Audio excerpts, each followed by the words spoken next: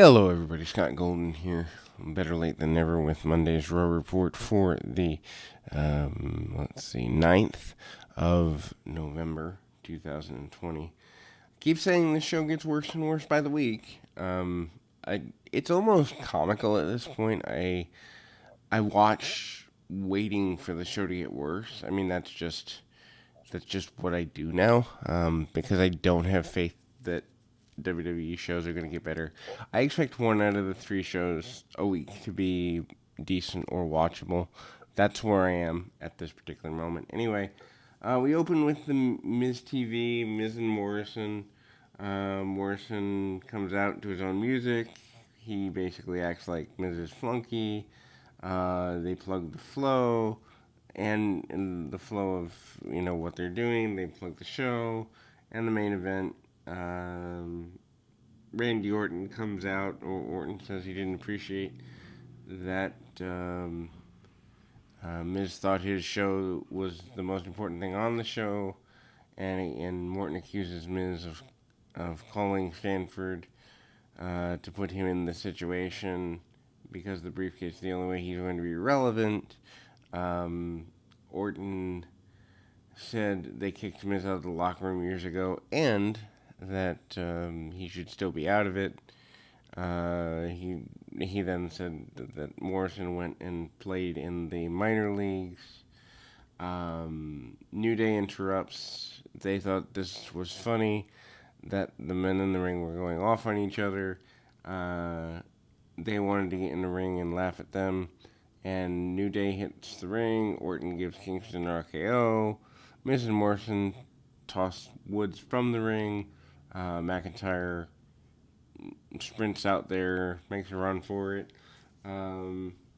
Miz hits him from behind with the briefcase. Miz and Morrison hold up McIntyre so that Orton could give him an RKO. Orton leaves on his own. Orton is fine as a talker, but the points they give him are pointless. They're talking about, the fact that Miz was kicked out of the locker room. That was like 15 years ago. Number one, your average demographic isn't even going to have been a fan that long, probably.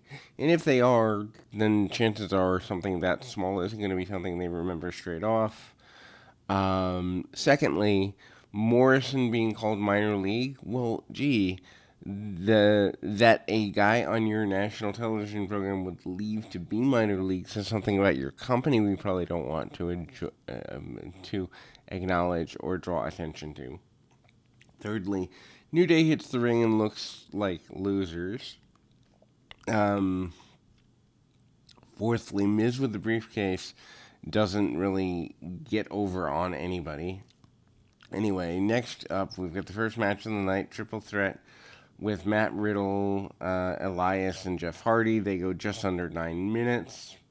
Elias is in the ring for a promo. He's basically waiting for someone else to come out and attack him.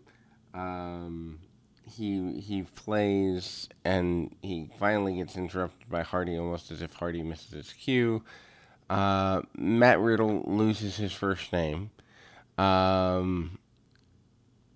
Anyway, so they go to a break like a minute and a quarter into the match. Elias is in control before the break. Hardy makes a comeback. Everybody hits moves. Hardy set Riddle up for Twist of Fate. Elias caught him with a knee strike. Riddle gives Elias the Bro Derek and goes for a pinfall. Riddle qualifies for Team Raw. Not much of a match. Now, keep in mind that all three of these guys had lost attempts to qualify for the team earlier. So, we go back to the losers to fill out a 5-man Survivor Series team. It doesn't make any sense. Anyway, Styles, with his bodyguard, comes out, and he says he spoke to Adam Pearce in the back. Pearce and he speak. Charlie Caruso asks Styles what the conversation is about, and he says it wasn't about anything. He's talking with friends. He says he's happy that Riddle's on the team. He thought Riddle was what was missing. Sheamus interrupts. Sheamus basically says that he's not happy because he doesn't like Riddle and threatens to kick his head off. Styles then said they should have a team meeting tonight. Caruso asked Sheamus how he thought Styles was doing as team captain. Styles wasn't the captain, is what Sheamus had to say about this. Braun Strowman shows up just to say that Styles wasn't captain either. So Mustafa Ali said Ricochet was a good guy and courageous for standing on his own. He also then says you can't change anything on your own. Mia Yim said that it's easy to feel alone when you're misguided. Ali said we will not rest until we shut you down. Yim makes mention of being laughed at by a green and pink haired person. I assume this is Asuka. Drew Gulak, wearing a suit, approaches the Hurt Business. Basically, he wants to join. Bobby Lashley is going to grab Gulak by the tie, but then it's a clip-on tie, so it came off. MVP couldn't believe he approached them wanting to be a member of the group, wearing such a cheap tie, and they beat him up. R-Truth shows up and pinned Gulak to win the 24/7 title. I guess he picked it up somewhere. They do a Veterans Day video. Couple of things. Number one, this whole thing is horrible. No one cares who the Raw team captain is. No one will care because it doesn't matter. Secondly, we're wasting Styles in this angle. Thirdly, we basically have Sheamus, who was relevant 15 years ago, over 40 and barely relevant now, leading the charge against Matt Riddle. We completely waste Riddle. The Mustafa Ali thing would be good. I love Mustafa Ali. I think he's a very talented guy, but you've already squashed his stable to the point where no one cares about them either. And then the whole team meeting concept about who's going to be captain is stupid. Mia Yim's so in and out, no one's going to take anything she says seriously. Drew Gulak trying to join the Hurt Business is, I guess, good comedy, but at the same time, couldn't you find something better to do with Gulak? Veterans Day thing, and this is just personal. In a worldwide company, don't have U.S. centric, or if you're in Canada, Canadian centric. Like, if you could do that in the days when you had local territories, you could do, let's support the U.S. because we're in Texas, or let's support the U.S. because we're in the Carolinas, or, why waste time on things that really should be cut off the international versions of programs, is my question. It doesn't make sense. Anyway, speaking of not making sense, Shayna Baszler, in under a minute, just under 2 minutes, defeats Lana. Nia Jax, of course, is with Baszler. Lana is wondering about coming to the ring, whether this is a good idea. They air replays of her being put through the table repeatedly. Baszler comes in with the Coquina Clutch. She actually does pull Lana up, as if winning by the clutch means more. Anyway, so Dana Brooke and Mandy Rose were on commentary. They stop Lana from being put through the table. There's an awkward meeting backstage. Lana, Rose, and Brooke. Lana thanked them for being there to help her. And then she gets annoyed and she tells them to stay out of the way. And so basically she's schizophrenic right here in the promo. On one hand she's happy, on the other hand she's sad at getting helped. Anyway, Team Raw meeting. Styles introduces each member of the team. Riddle is wearing different gear than he wore in his match. They stand facing the camera. They look awkward. Styles reiterated Riddle is the missing piece of the team.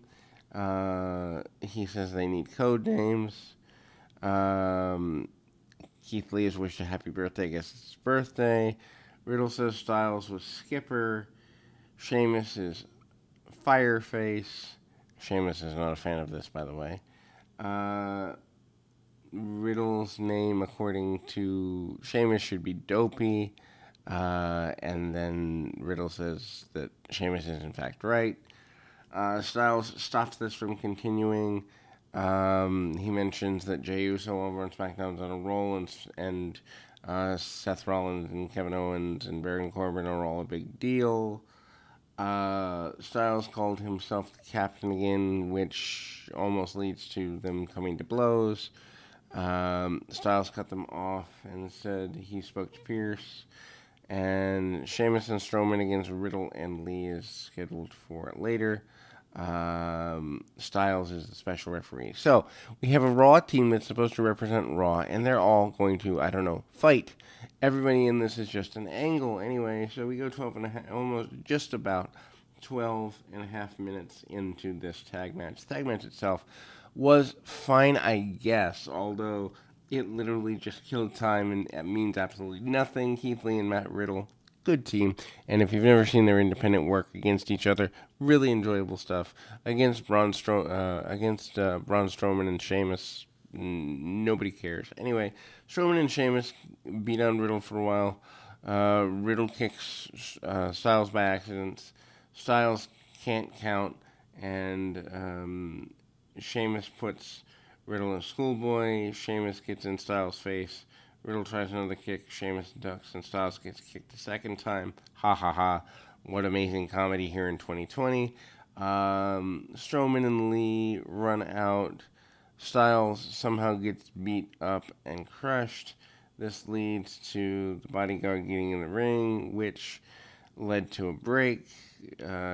Jordan is on the outside of the ring when we come back from the break. Styles is fine. Lee makes a comeback, and he nails Sheamus' body into Strowman. Lee hits a power bomb and powerbombs Riddle on top of Sheamus as though Riddle is his own personal assault weapon. Lee follows up with a big clothesline on Strowman. Near fall, Sheamus tags himself in and nails Lee with a knee strike and a brogue kick. Riddle tagged in, gives Sheamus a German suplex for a 2 count. Riddle follows up with a strike. Strowman gets in the way, which allows Sheamus to knock him down. Sheamus sets up for the brogue kick. Strowman tags himself in. Strowman sets up for the power slam. Sheamus tags himself in again. Sheamus also knocks Strowman off the apron with a brogue kick. Riddle then catches Sheamus in the schoolboy for the pinfall. 2 wins tonight for Riddle. Then they'll probably kill him again somewhere down the road, not too terribly far. Alexa Bliss,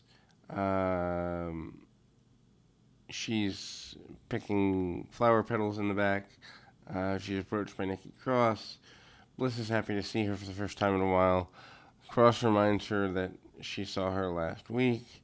Bliss hoped that Cross was enjoying the funhouse. Cross is worried about Bliss and him.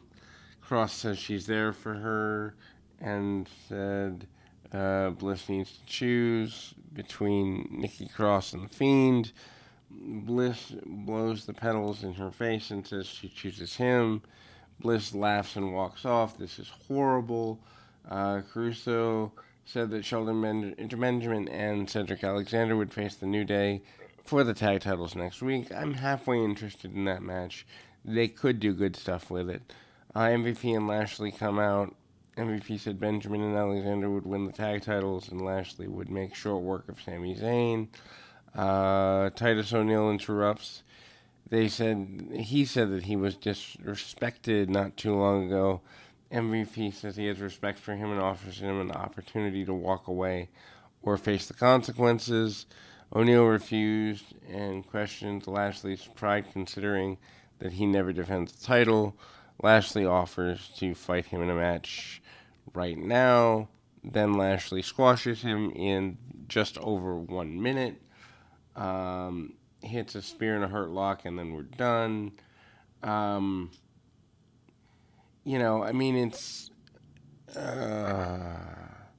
they tease that O'Neill's so big that it's hard to get the hurt lock on. This is just horrible.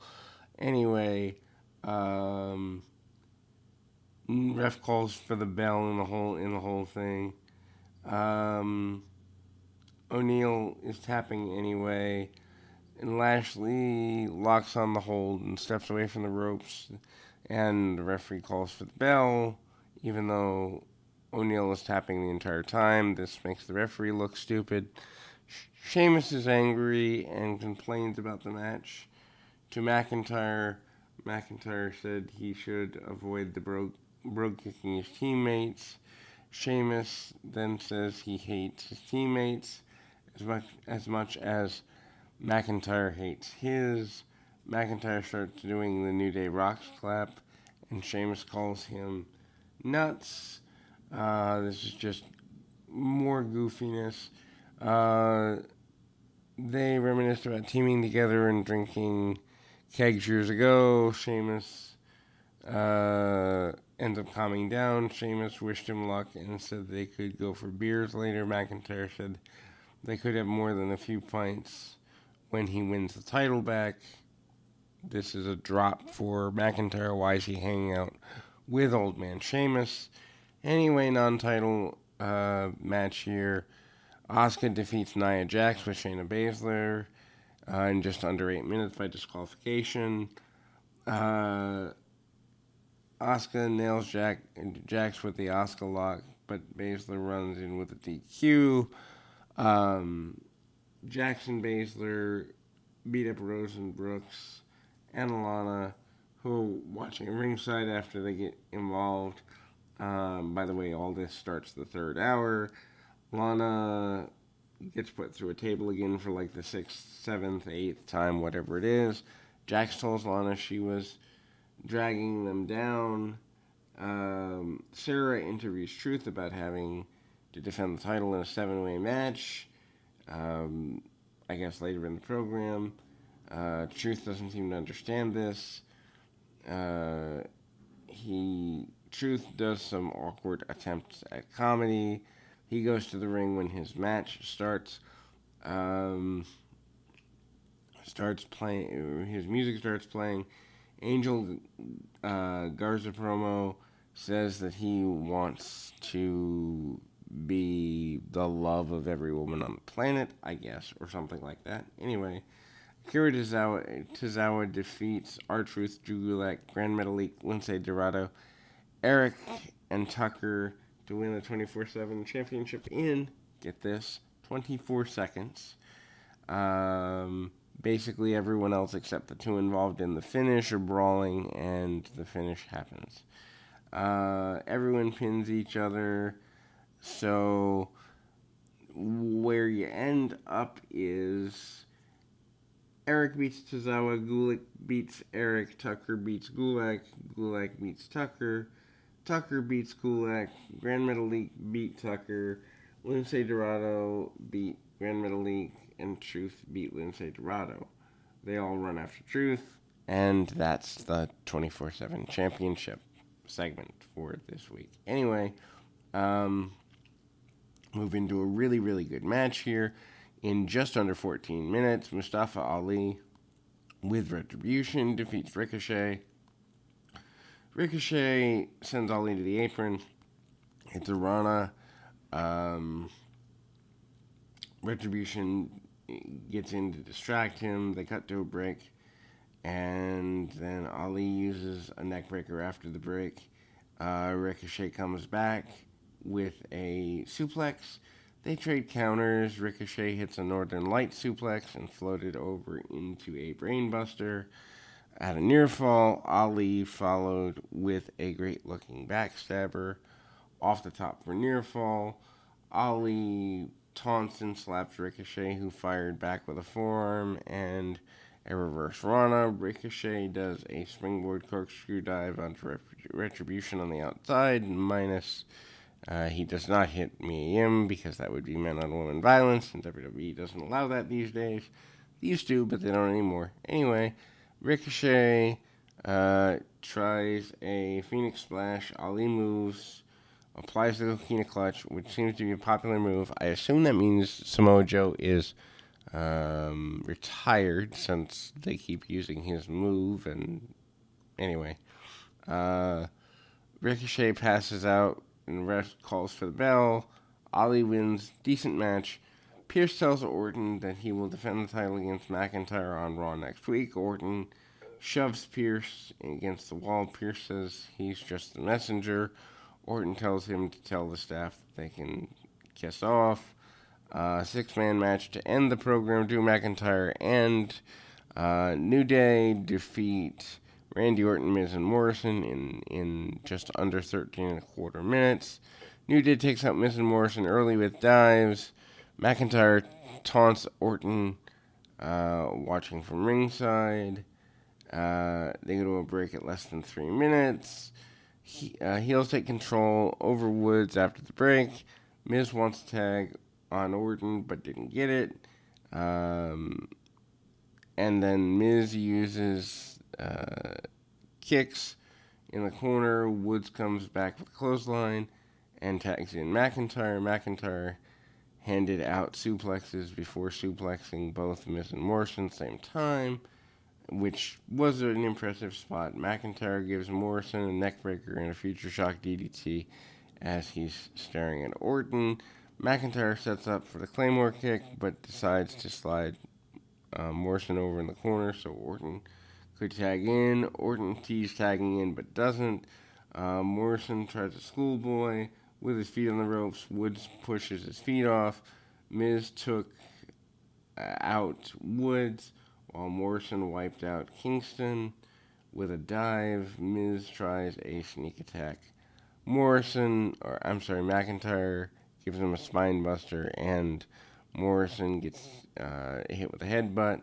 McIntyre follows up with a Claymore kick for the pinfall. McIntyre taunts Orton as they went off the air. This is a complete waste of a main event, complete waste of time in general, and just horrible. That's your Raw review. I will be back with Dark and Impact review as well, and probably going to do a good bit of Superstars as well today. So hopefully everything goes well and there's a lot of content for you. Sorry for missing a few days, but life happens.